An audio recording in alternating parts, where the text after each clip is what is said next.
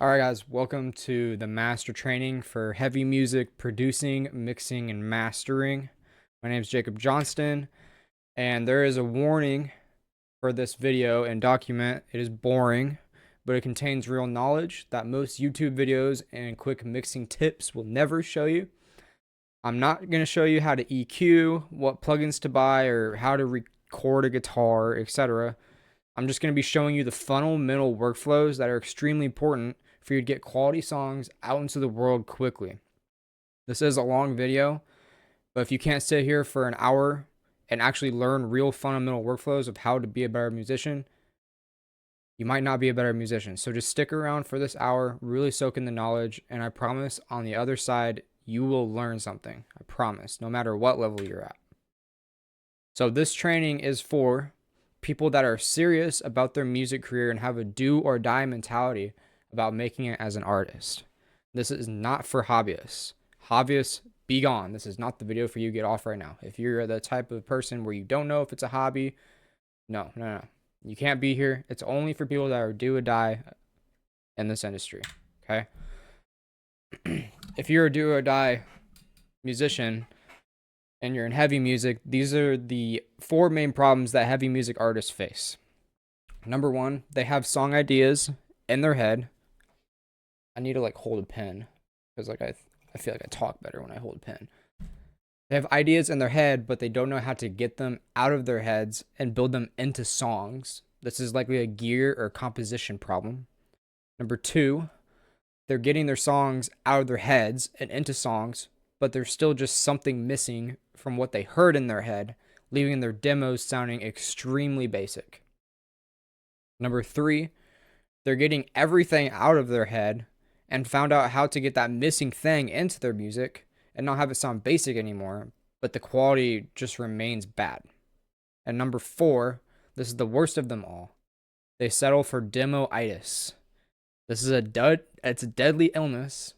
Not really, but it infects 80% of musicians, which keeps their songs remaining in demo quality, and they can never seem to get anything worth putting on mainstreaming platforms. But in the meanwhile, the top 20% of artists consistently put out full productions and quickly grow their fan base. If you relate to any of these, stay with me. Because I was exactly where you were at 5 years ago. Here's examples of my songs that I made when I was in each 4 of these problems. When I was in the gear and composition problem, this is what my stuff sounded like.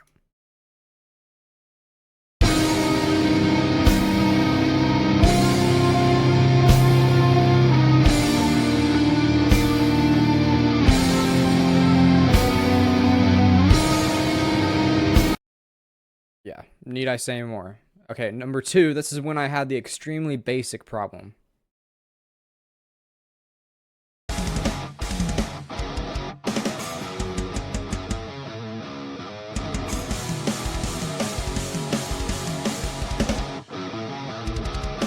It gets better, but it's just still basic. No one would actually listen to that.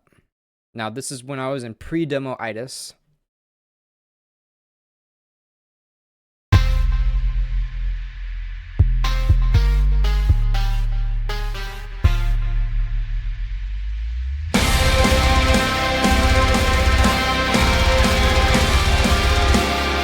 As you can see, I got a little bit more creative here.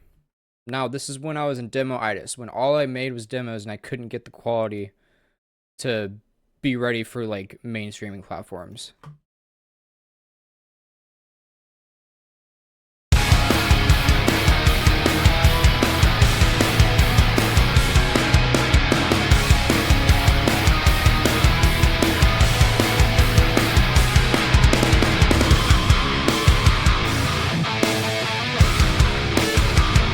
As you can see, that stacks up it's goodly written, greatly written. It's a good song, but that song stacked up to other songs on Spotify, it's not gonna be able to compete, right? But here's what happened when I broke through all 4 of these problems and I got out of demoitis.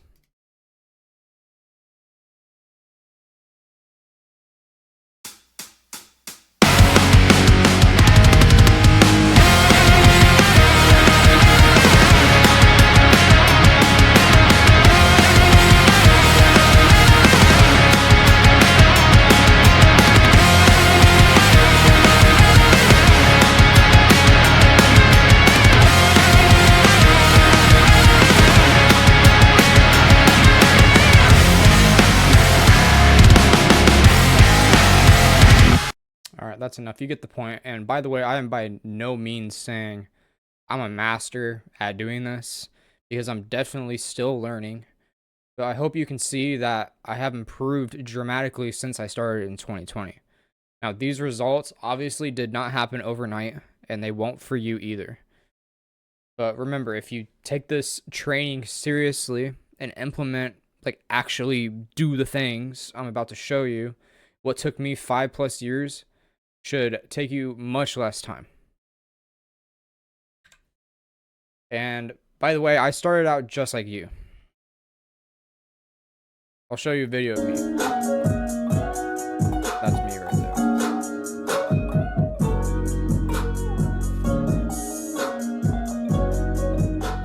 That was me in like 2018, 2019.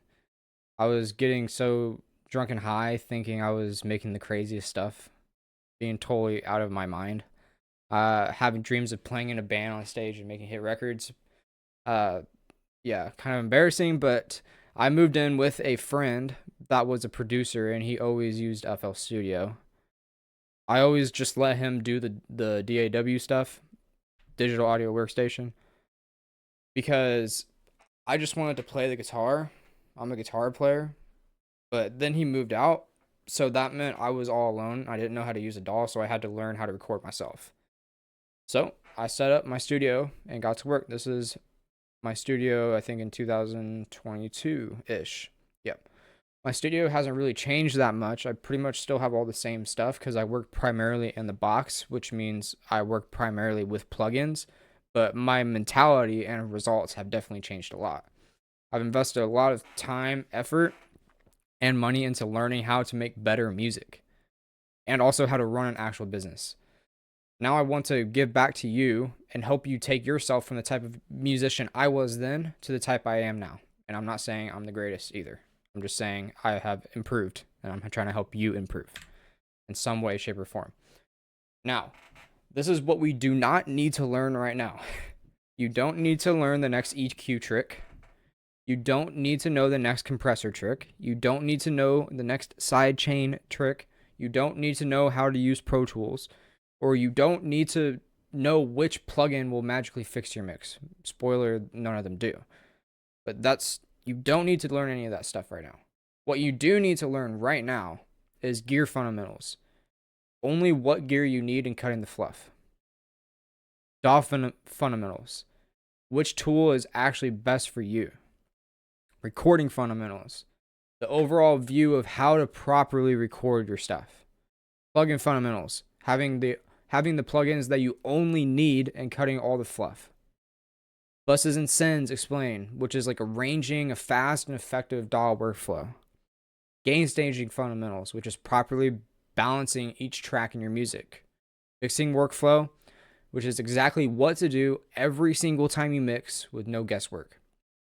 And mastering workflow is also exactly what you do every single time you master, so you have no guesswork ever again.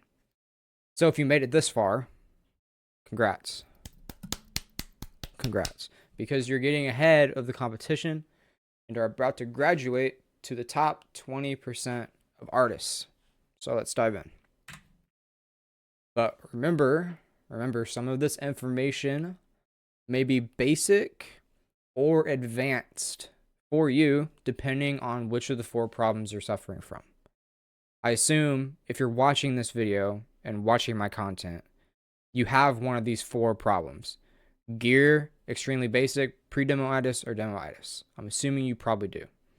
Or you might be past number 4 and you just want clearer steps. Well, I had to make a doc for everyone in mind. But I wouldn't skip around this video because even if the information is basic to you, you might miss out on something that isn't so basic and changes your music career forever. So just stick around for the whole video. So we're going to solve each of these problems one by one. We're going to solve number 1, number 2, number 3, number 4 in order. But let's first solve problem number 1, gear and composition. First, let's clear the confusion. I wish I had this doc when I first started.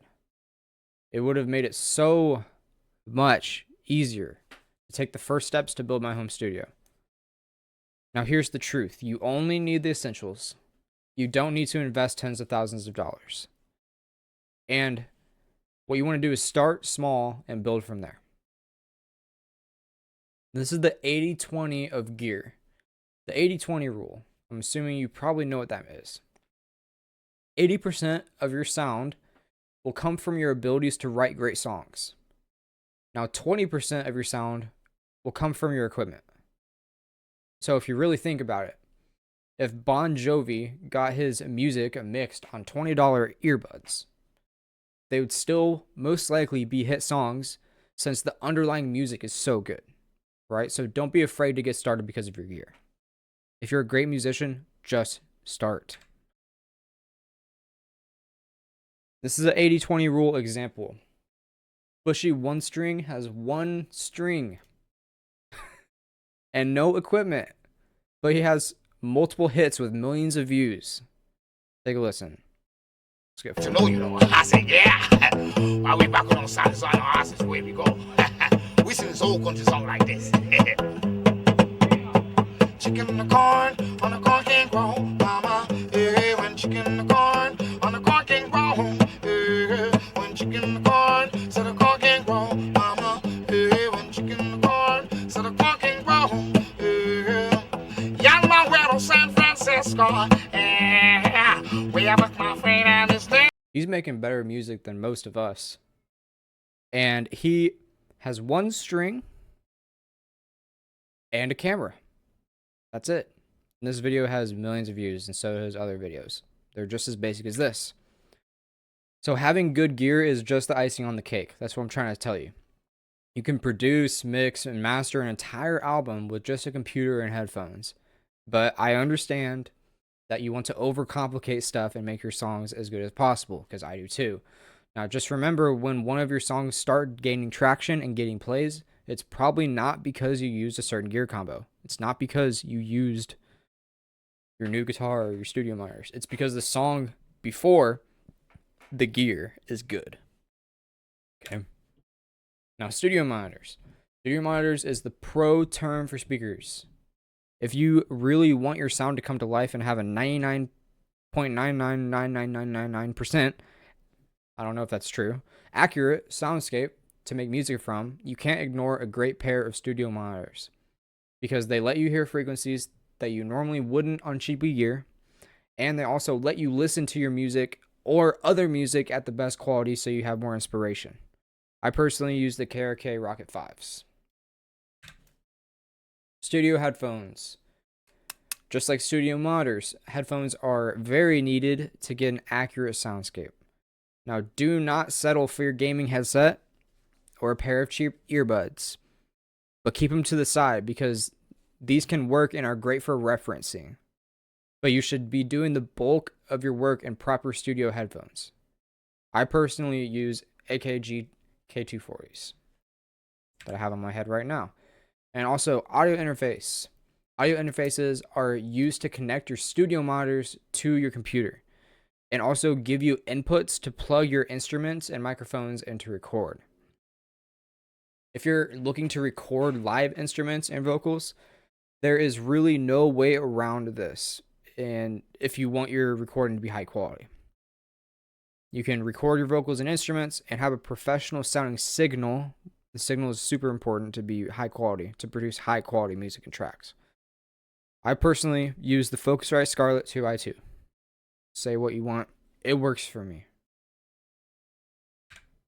Works for me. I also have a MIDI controller keyboard. I think it's important to also have a MIDI keyboard. When programming drums and synths, they can sound robotic sometimes. So that's why it's important to have a MIDI keyboard so you can record more human, like MIDI notes. You can have your MIDI notes sound less robotic and add more feel to your synths and drums. I personally use the Arturia Keystep 37. Now, this is my gear, and this is the only thing you will literally need. These are the only things you need. For the quality of my production and mixing, I'm not surprised I can pull it off with budget equipment. It's all about your skill, knowledge, and being resourceful with what you have. You can get these studio monitors for $300. headphones for about 90, the audio interface for 200, and the MIDI controller for 200. Total is $789. These are prices for brand new equipment, so you can probably easily find this stuff well under $500. And just pull the trigger on it. A $500 to $1,000 investment may seem like a big commitment, but you need this stuff. I remember walking into Guitar Center and just buying all this stuff at once to get it over with because I knew I needed it. It was the best investment into my music career I've ever made because now I'm able to sit here and teach you how to make better music, all because I went out and bought the correct stuff. So, definitely worth it. Now, stop once you have all these things. Once you've gotten all of them, I recommend to not buy anything else until you can get results with just a minimalist setup. Adding on hardware and more expensive things may seem like it will help you sound better, which it might, but if you don't know how to even sound good with cheap stuff, you definitely won't sound good with expensive stuff. Having more gear when you're first starting will oftentimes make things much more confusing to you since there is too many moving parts going on. So, my advice, you don't have to listen to me, but master what you have, get a minimalist setup, get good quality results with that, and then once you hit that ceiling when you're going to the next level, that's when I would start building your studio out more. Now, to compose, you obviously need a DAW. So this is the best DAW. It doesn't matter. It doesn't matter what DAW you use. I remember when I was first starting, I remember thinking my music will sound different if I use a different DAW. I don't know why I thought that, but I thought if I use Cubase or Pro Tools, it'll sound better because it's more expensive. Here's the truth. It doesn't matter which DAW you use. The tracks will sound exactly the same. There is no difference in sound quality or sound in general. Because all DAWs do is just plays back whatever you put it into them. That's it. It's all about your preference as well. Each DAW has its own unique workflows and controls. So there's no right DAW to use. You just need to use a few of them and pick which one you like best. So which one looks best to you and feels best to you. There you go. That's your answer. That's the one that you go with. Now, once you found your favorite, go all in with it. I made this mistake so many times, thinking if I just use a different DAW, it would sound better or be easier. The truth is, every DAW will have its own very steep learning curve. I think I have like, when I go to my Reaper, it says I have like 6,000 hours on Reaper. Or I don't know if that's accurate, but I've spent a lot of time on Reaper. So it's best to just pick one DAW, learn everything about it, and never look back. And also, mastering one DAW will increase your quality and speed. The more you know about your DAW, the better your quality will be, since you have knowledge about very small tweaks and skills and hotkeys that most people won't if they bounce between DAWs. That's huge. Also, by mastering one DAW, you'll be able to work faster since you have memorized workflows. You can bust out a high quality mix and master in just a couple hours if you're really good at your DAW. My DAW, I bounce between so many, but obviously I use Reaper because it's free and it's easy to learn. But it's free, so that means it's bad. No, that's actually far from the truth. And it was a limiting belief I used to have too. But bands like Lorna Shore, King 18, The Plan U, Dayseeker, Varials, and Heartswig, Tala, Ghostbath, The Color Morale, and others have been produced, mixed, and mastered in Reaper, and probably so many other bands that don't tell you what DAW they use, they're using Reaper right now. So, just because it's free does not mean it's bad. Now your problem is solved. Gear and composition. Now you know exactly what gear you need for a minimalist setup that doesn't break your bank, but can give you results. And also, you know how to pick your DAW and stop jumping from DAW to DAW if that was an issue. Now, let's solve problem number 2. Your music sounds extremely basic.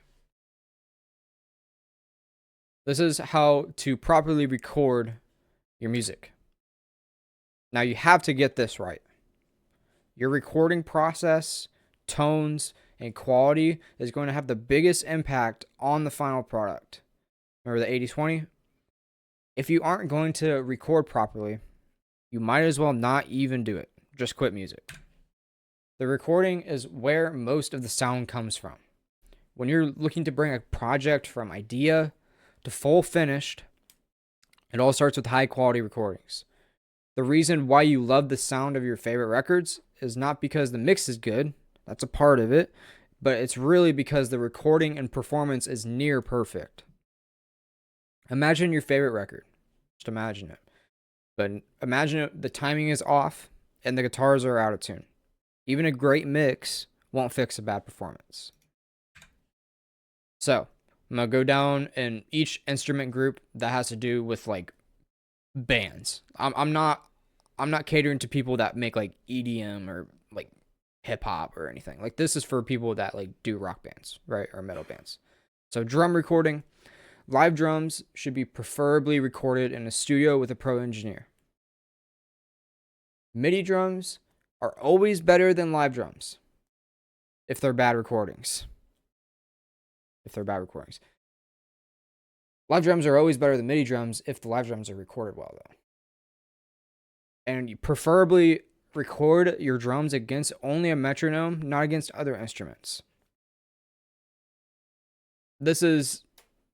Sometimes it depends, but the drums are the heartbeat of the song. You really want to make sure you're on time because the guitars probably aren't going to be on time, or the singer probably isn't going to be on time. You want to match up to something that is gridded. And drums should also be the first thing you record since the rest of the instruments rely on them. Now, guitars and bass. Make sure your guitars are set up and intonated prior to tracking. Avoid cheap guitars, if possible. You want to use a fresh set of strings to record. You want to check your tuning consistently between takes. Use a fret wrap on the nut of your guitar to get rid of unneeded shimmer and noise, if that's a problem on your guitar. Always record against the drum track and metronome, because recording against the drum track helps you mold the sound properly rather than just a metronome. When you're playing guitar against drums, you'll be able to feel the pocket of the guitar performance better than if you just record it on a metronome, because you have the drums in the background and you can get that certain feel. And also make sure your audio interface is not too quiet or clipping your DI signal. This is essential to getting a great sound. So when you're turning up your audio interface gain, make sure your guitar or vocal or whatever you're recording is loud enough that it's just below before it clips. You just want it to be just loud enough before it clips. Make sure your guitar's volume knob, tone, and bridge pickups are set up properly. And check the quality of your DI by listening back without any amp sims to make sure that your DI is loud enough and it's not like flipping into the red. Vocal recording. Use separate tracks for clean vocals and screams. Separate high and low screams into separate tracks so they can be processed individually. Make sure you record in a room without any background noise, preferably an acoustic treated room. Make sure your audio interface is not too quiet or clipping, just like how when you were recording guitars. And optimize for the best takes you can, since the vocals are one of the most prominent parts of the mix. Really nail the vocals, but really nail everything. Now, overall tones. The tones of your instruments also have a huge effect on your quality. You cannot polish a turd. If your tones suck, then your whole record will suck. If it sounds good to you, it's probably a good tone, but if you're a beginner, ask someone else. Now, if you aren't sure if your tones are good quality, just use your favorite reference mix and try to emulate the sound from there. Now, budget plugins. Exactly what you need for your music. First of all, you want to keep it simple. When I was first learning about plugins, I went deep down the rabbit hole with this. The plugin market, plugin market can be extremely easy to get sucked into, always wanting to pick up the newest plugin. What took my mixes from amateur to pro quality was only having a select few plugins to choose from. Also, you want to play around. There's no correct way to use your plugins or specific rules you need to follow. Of course, there are fundamentals like EQ and compression that I'm not going to teach you how to do, because you can go watch your next quick mixing trick on YouTube for that. But the rest is just being creative and finding your own unique sound. Be extreme. What I do is I really crank the knobs and sliders when I get a new plugin to understand what the plugin is actually capable of so I can learn it. And also use a bunch of different ones until you find your favorites. But be careful going out and trying a bunch of plugins, because having hundreds of plugins will not help you. Having hundreds of plugins in your DAW can actually hurt you, because your mixes will be all over the place and unfocused. Your mixes will never get finished since you cannot commit to a plugin chain or a plugin in general, and you won't be able to replicate your sound across multiple projects since it's just too complex. I remember when I was first starting, I was constantly switching between plugins and never actually learning how to use them, like properly use them, right? I was hoping that one plugin, this new plugin that I just got will save my mix. No, it doesn't. If you have too many plugins, you are spreading your creativity and productivity thin, since you are never actually committing to something. Now, what made my mixes pro quality? I remember one day combing through all my plugins. I probably had well over 100 plugins in my DAW and asking myself, do I really need all of these? So I looked at the plugins I use the most, made them to a list, literally wrote on a piece of paper, I remember doing it, and deleted every other plugin. I went into this with the mindset of, how can I make my mixes sound amazing with only 10 to 15 plugins? Ever since I did that, my mixes started sounding better, I work faster, and I'm not constantly getting distracted with things that don't matter. If you're anything like me, making music is my favorite thing to do. So, if I don't restrain myself from certain things, nothing will actually get done, since I go down every rabbit hole. I love making music, but I also like being productive as well. So, these are the essential plugins you will need. The key right here is to be resourceful. The more you get to know your plugins, the better your mixes will sound. So, you need MIDI drums, an all-in-one mix rack, VST, an EQ channel strip, parametric equalizer, saturators, FET compressors, bus compressor, multiband compressor, limiter, amp sim, MIDI bass, de-esser, transient shaper, stereo imager, reverb, and MIDI synths. That's it. There's loads of free plugins, but sometimes I just like to purchase some because psychologically it makes me more committed to them. The plugins you end up with are subjective to you. That's why I only mention the type of plugins and not the brands. These are the only types of plugins you will need. So you can have one MIDI drum, one limiter, one amp sim, one de-esser. You can have one of each, and you will be able to make a full production that is good enough to go on Spotify.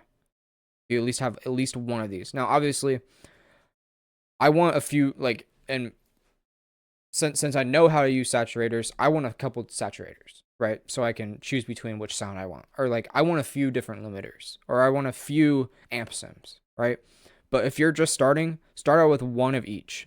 Don't get 10 drum kits, right? Just get one drum kit, one EQ, one saturator, one bus compressor. Just start out with one of each.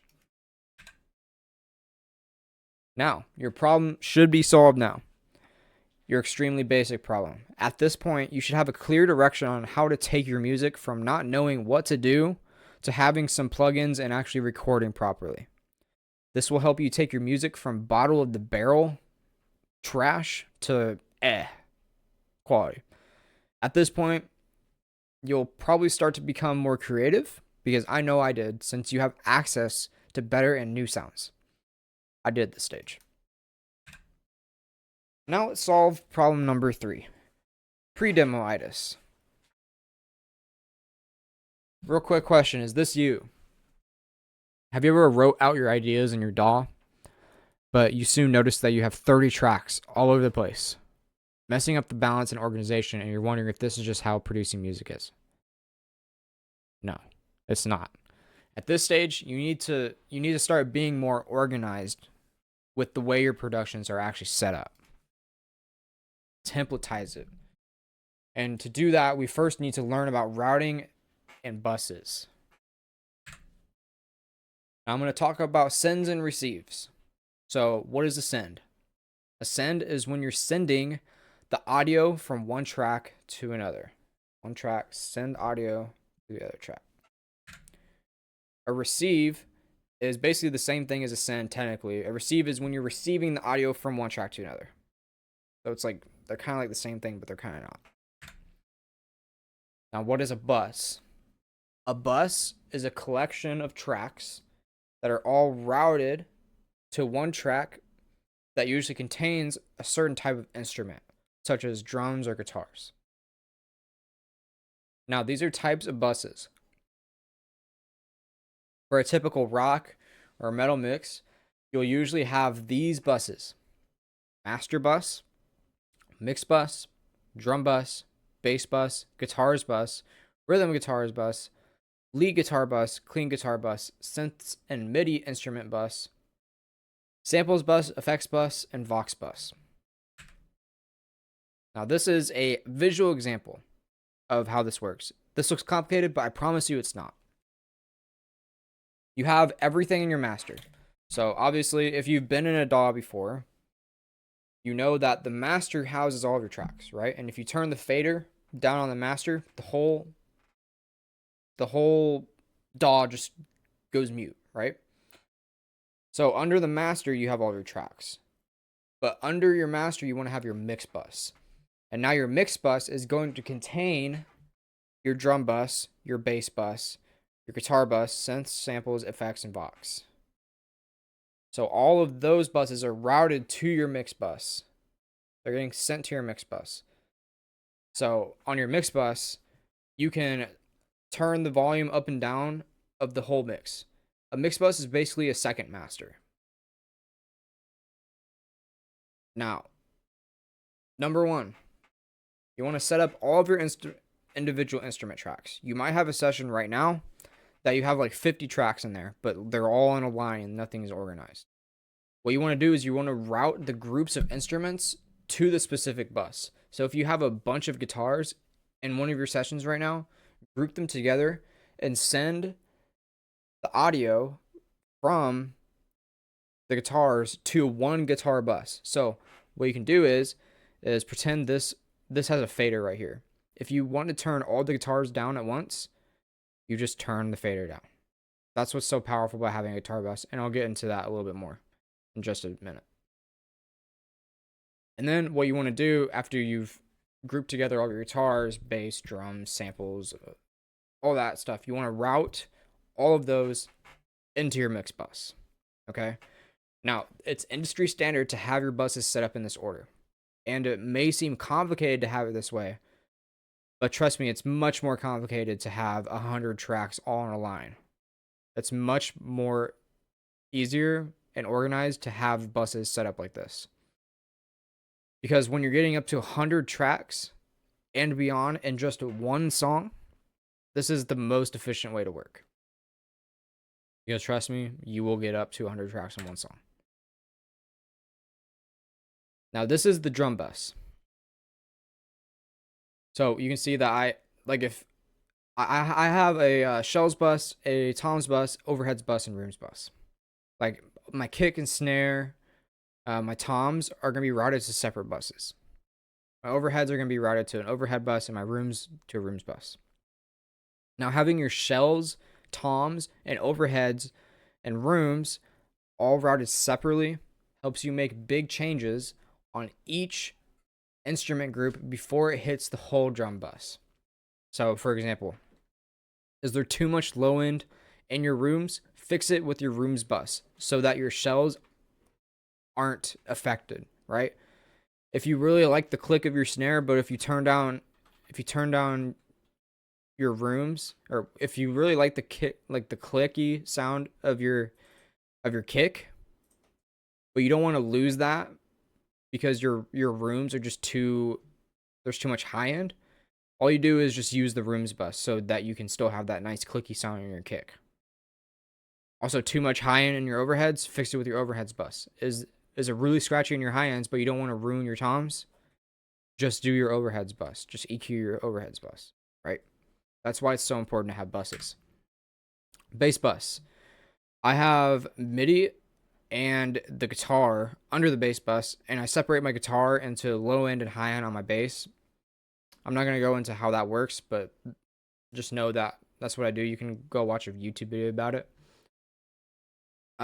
Because having your MIDI bass and real bass guitar routed separately helps you keep the processing of each of them separate. Because your MIDI bass is obviously going to sound different than your bass guitar, so you want to separate both of them.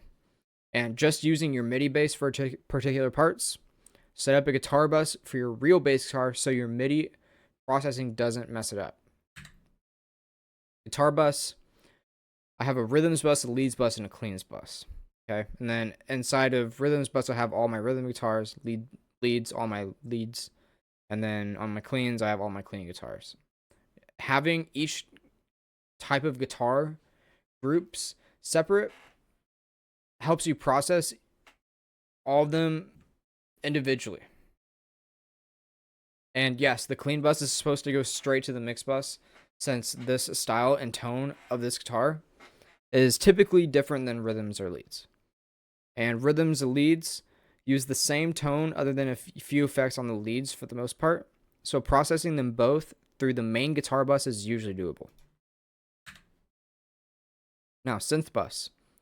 Just take all of your synth tracks, put into a synth bus, send it to your mix bus. One synth is typically going to have a very different sound compared to the next synth. So for that reason, I process each synth individually. Having all your synths and MIDI instruments on a bus usually is not for overall processing. It's usually for overall group balancing and organization purposes. So like if you notice that all of your synths are just way too loud in your mix, just turn down your synths bus, and it turns down every single one of your synths all at once. One fader move. Samples bus. It's exactly the same as synth bus. I don't really have to go over that. You can pause and read this if you want. Effects bus is exactly the same. Vox bus is, I have a screams bus and a cleans bus. So all of my vocals that are screams are getting sent to a scream bus, and all of my vocals that are cleans are getting sent to a cleans bus. And then I'm routing the screams and cleans to an overall Vox bus and then sending it to the mix bus. Having your screams and cleans routed separately helps you process and emphasize each vocal style correctly. If you need more grit but don't want to mess up your cleans, use a screams bus. If you want more floaty reverb and delay but don't want to strip the power of your screams, use a cleans bus. Power buses. This is why buses are important, and you can't skip this step. Having buses are important in your mix because you have an option to make big moves like EQ and compression on a group of instrument tracks rather than just going at them one by one, which is huge. Then you can have every instrument bus routed to a mix bus where you can manipulate the sound of the entire track. That's also huge. This helps you save a ton of time and resources on your machine and on your psyche by having all the instruments audio sent to one track that can be manipulated all with one effects chain. Now, gain staging. Gain staging. What is gain staging? It's a fancy term for balancing each track and bus in a mix. When I first heard this term, I thought it was something fancy that I could just ignore, and I was wrong. It turns out my mixes got so much better from learning proper gain staging. Now, the philosophy behind this. Philosophy behind a good gain stage and balance in a mix is have every fader at 0 decibels, have your mix bus receive every track at negative 18 dB, and use limiters to just catch the peaks and decrease volume of the tracks. And also use reference tracks and your own taste to balance your mix. Now, every fader at 0 decibels. We want to have every fader at 0, like this, so we can use limiters to balance. Limiters to balance. Only balancing with the faders actually limits your available dB to work with. Have you ever had like a track that's like super quiet, but you turn up one of your faders all the way and it still is quiet? That's why using both your faders and limiters increase the amount of available dB you can work with. Yeah, that's what I thought when I learned that. I don't know if you're mind blown, but I was. Mixbus receives every track at negative 18 dB. This gives you headroom when using limiters, compressors, and saturators, because those type of plugins will mostly all the time increase or decrease your dB a lot. So headroom helps the mastering stage so you don't clip and hit the red when bringing the entire track up to industry standard loudness, right? So you'll see that I'm receiving, on my mix bus, I'm receiving every track at negative 18 decibels. Right there. Now, using limiters for balancing. You just want to catch the peaks of the loudest parts of the track. Do not over limit to avoid clipping. And sometimes you don't even need to catch the peaks unless there's like a huge peak that you don't want. Now, use your plugin to increase and decrease the volume of the tracks. Okay? Now, keep your DAW faders at 0 dB the best you can and only use the limiters for balance. What I always do is I use my limiter first for balance. If I can't get it loud enough or quiet enough on my limiter, then I will go to my faders. Okay? You can see that I'm not smashing the track with my limiter either. I'm only catching the peaks to keep the dynamics of the track alive. And it's not even necessary to catch the peaks either. This is just if you need to. Now, use a reference for better results when you're doing this. Dragging your favorite mix and try to balance your instruments similar to that, okay? It will never be the same since they use different gear than you. You want to use this as a compass and not a destination. And this is useful for beginners that don't know the fundamentals of how loud or quiet tracks should be. I hear a lot of like beginner mixes. The snare is so quiet, but the guitars are right in your face, right? You need to learn how to properly balance. The balance is like mostly everything about the mix. And by the way, I think that's a good point. Okay. Problem solved. Pre-demoitis. Boom. At this point, you should have everything set up in a way that helps you consistently pump out decent quality demos. These demos will not sound like finished products, but you will at least have music that is listenable to and well balanced. When you get your demos done properly, it can open up a lot of opportunities for you. Venues will start noticing you, producers will start noticing you, fans will start to understand your sound in a way that actually makes sense and actually shows your talent. Huge. Now, let's solve problem number 4, demoitis. You're stuck making demos. Let me show you how to mix and master. Last piece of the puzzle. If you followed everything in this doc up to this point, you will have some pretty good demos being made. They might even be so good that you just want to put them straight on SoundCloud. But when you play your demos against your favorite tracks, you notice that they're just still missing a lot. Maybe you upload them to SoundCloud or something like that, or like Dropbox. You shared it around with your buddies. You listen to your demo and then the next song that came up in the queue, or you go to Spotify right after you listen to yours, it makes you realize that you just can't settle for demos. You need to mix and master your music.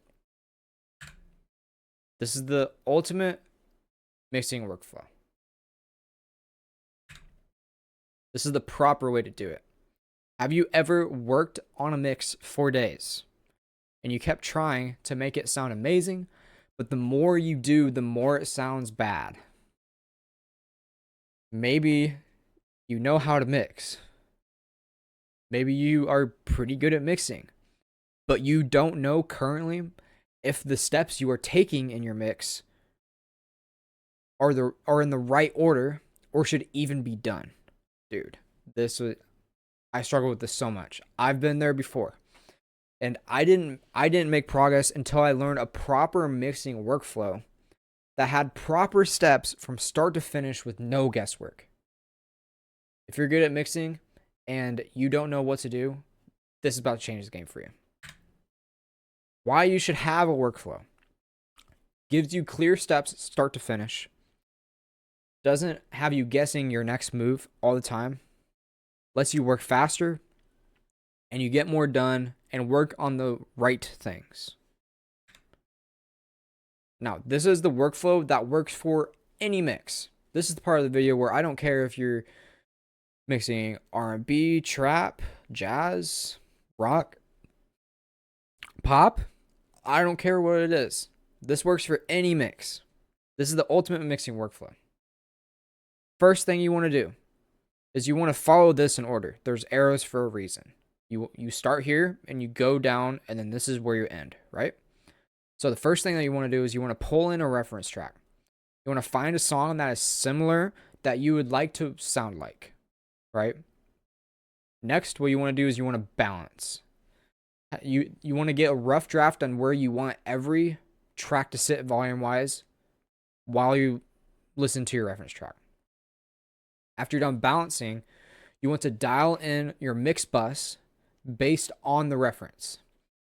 And you want to use the mix bus chain to dial in the overall sound that I'm about to show you in a couple more slides. After you've dialed in your mix bus, you're going to mix your individual tracks. You want to sculpt the sound of each individual track that needs it. Then, after you've mixed all of your individual tracks, you're going to do automations and tweaks, which is the final touches. Then, you're going to check your mix on other speakers and devices. Then you're going to repeat this with continuous use of reference until you're 100% satisfied with your mix. But you will never be 100% satisfied with your mix because your mix will never be perfect. Okay? So don't strive for perfection. Strive for a great sound. Okay? Those are two different things. And also, if you struggle with this, when you say this in your head, wow, that sounds amazing, when you get to that point, that's how you know it's done and stop working. Okay? I struggle with that a lot. So, going into more detail on these steps. Number one, pull in the reference track. You want to use this as a compass, not a destination. Use a reference that challenges you to be better. Don't pull in a trash can mix. Pull in something that's actually good so you can get challenged to be better. Your mix will not sound exactly the same as your reference no matter what you do, no matter how good you are, and that's okay. Use it as influence, but don't copy it. You want to have your own original sound. Remember that. Number two, balance. Use gain staging techniques to balance each track. There's no processing on this stage. Just use limiters and faders at this point. That's what I was going to say a few slides ago when I said also, but yeah, that's what I was going to say. Anyways, use your reference track for a compass on the volume level of each instrument. Number three, dial in your mix bus. This is the mix bus chain. As you can tell, I'm not telling you what plugin to use. I'm telling you what type of plugin to use. This is the chain. Bus compressor, multiband compressor, EQ, saturation. This is called top-down mixing, the strategy that I'm showing you right now. I find it personally much easier to do it this way because you're going into mixing with a pretty much complete sound right from the start. This helps you not overprocess individual tracks later, helps you keep the raw sound of each track you had when you were recording that you definitely do not want to lose. You don't want to overcook it, and helps you only make moves that actually make a difference. That's why it's so important, in my opinion, to mix top down. Number 4, automation and tweaks. This is where you want to make the final touches as needed using your reference track, as well as your ears on what sounds good to you. You want to automate certain things like effects and volume where needed to make your sound more dynamic. You want to continue tweaking things like EQ, compression across all the tracks until everything sits nicely and you love the sound. But warning, do not overcook your mix. If it sounds good, don't do anything. Don't make moves because you think you have to. I did this so many times. Oh, this track doesn't have a compressor on it. Oh, that means it needs a compressor. No, it doesn't. If I listen to the track and I'm like, oh, it sounds good, but doesn't need a compressor, just the fact that you said, oh, it sounds good, is the answer. You don't need to do anything. So if it sounds good, then it sounds good. That's it. Number 5, check on other devices and speakers.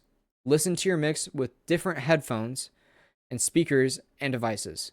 Use high quality equipment as well as low quality since we're trying to dial it in for anyone that listens. There is no such thing as a perfect mix. It can sound great, even amazing, but it'll be never perfect. So when you have the wow, that sounds good feeling, like I've already told you, that's when you know it's ready to master.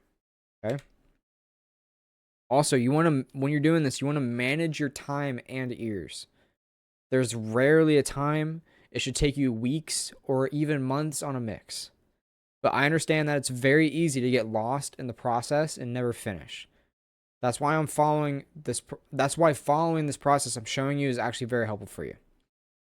Now, when you start working on pretty much anything in life, set a 60-minute timer and fully focus on the task and don't stop.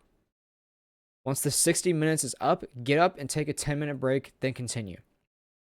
I'm using a 60-minute timer as I was writing this. I was using that. I'm not using a 60-minute timer right now because I know that this video is probably going to be a little bit over 60 minutes. But as soon as I'm done with this video, I'm getting up and taking a break. I don't just continue working, right? Your ears will start to deceive you. What sounds bad to you probably sounds great to someone else. Take breaks to get better perspective and let other people listen. Your ears need breaks. At a certain point, if you sit there and listen to the mix for so long, you will eventually start changing things that don't even matter. And you will actually start making it worse. So just take breaks. I still have to tell myself that. Now, this is the mastering guide. Now, what is mastering? I define mastering as giving the final polish to the entire song or album or EP, single, whatever you want. And it's making sure the gain and loudness levels are ready for streaming platforms.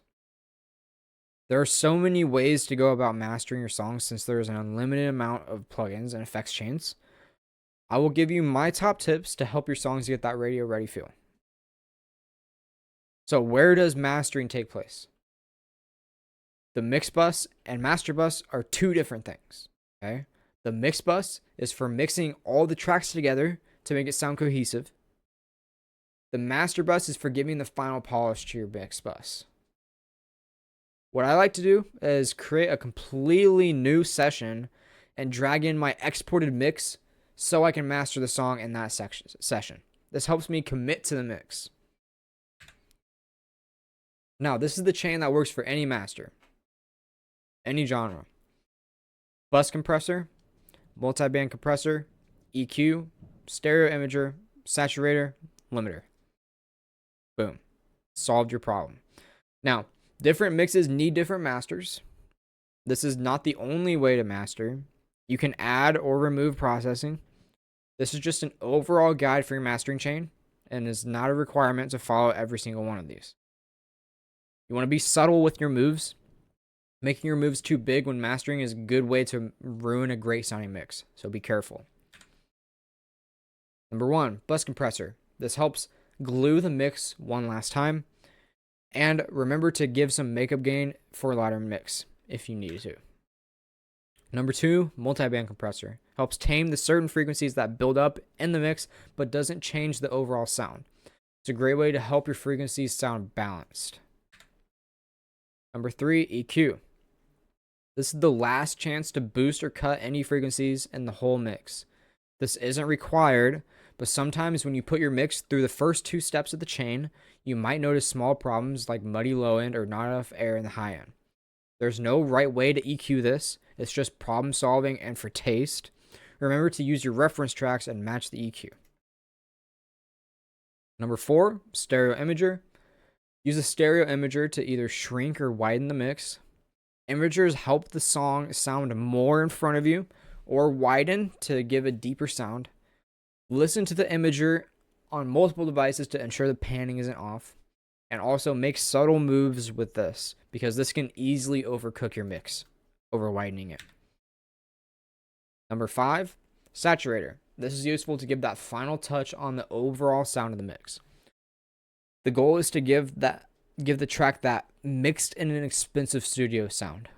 There's no right way to saturate your mix, and sometimes you won't even need it. Saturators are useful on extremely heavy tracks to give more excitement. Number 6, limiter. This is used to push the mix up to industry standard volume. It levels out any dips in volume or high peaks and gives the whole track a smooth loudness level. Now get your LUFS right. LUFS measure the loudness level of your entire track.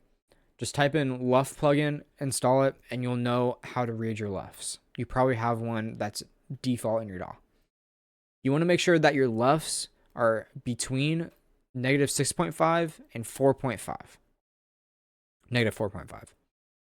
Negative 6.5 and negative 4.5 is the standard for uploading to streaming platforms that I've found so far.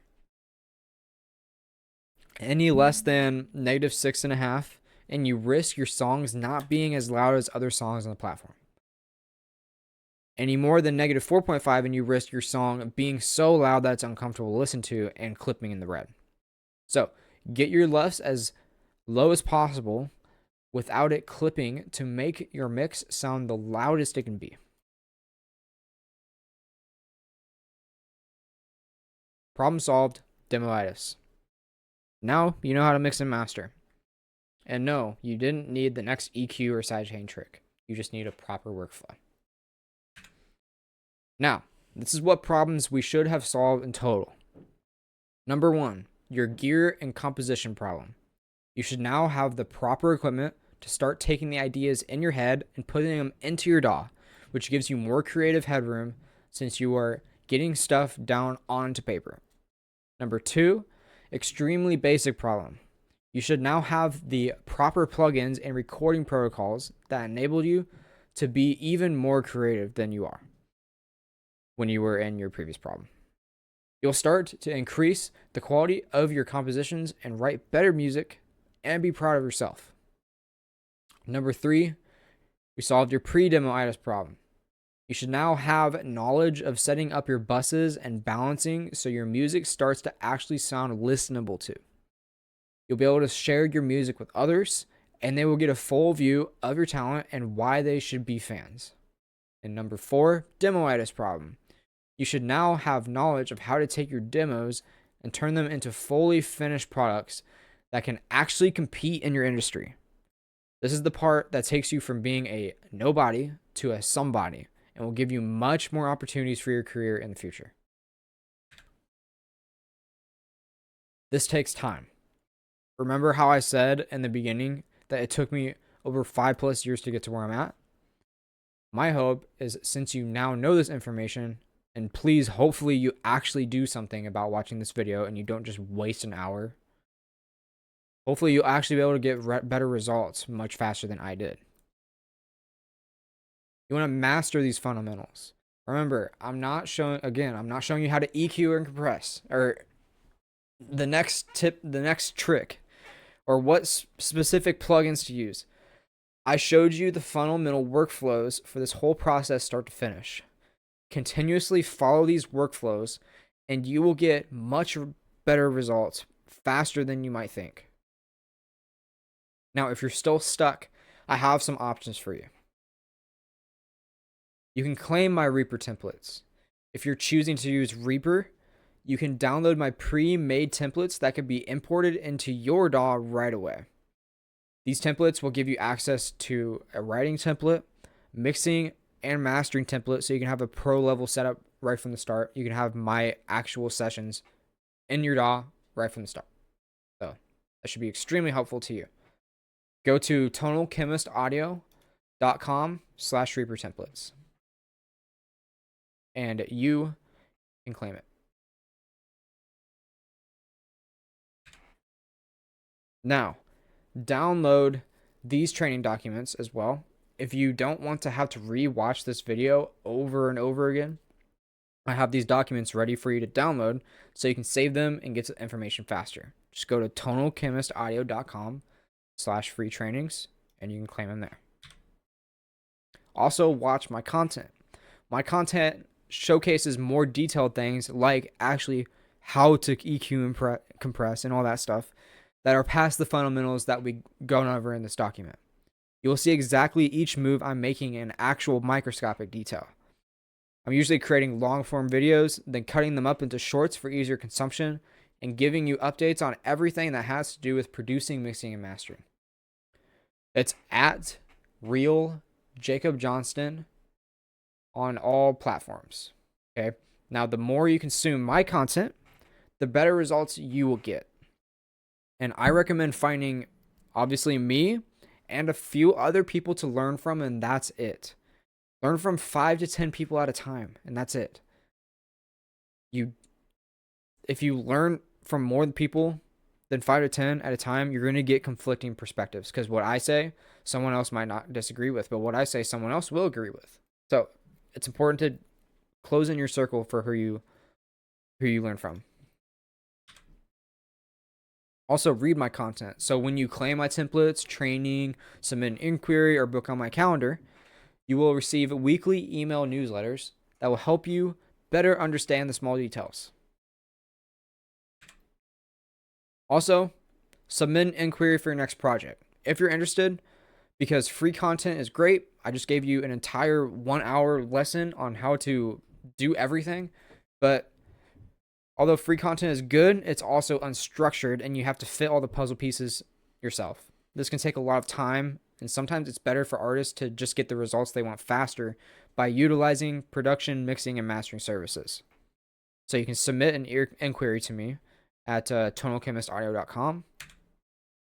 And also, the truth is, hiring a producer or engineer may seem like it might not work for you, because it might not. But sometimes it is the decision you need to make to take your career to the next level.